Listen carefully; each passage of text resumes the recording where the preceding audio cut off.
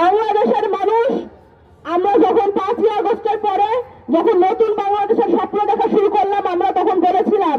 যে বাংলাদেশের বুকে আজ থেকে মাইনরিটি শব্দটি উঠে গেল, সংখ্যাগুরু সংখ্যালঘু বলে আর কিছু থাকবে না। প্রত্যেকটি এই জুলাই বিপ্লব যতটা আবু সাইদ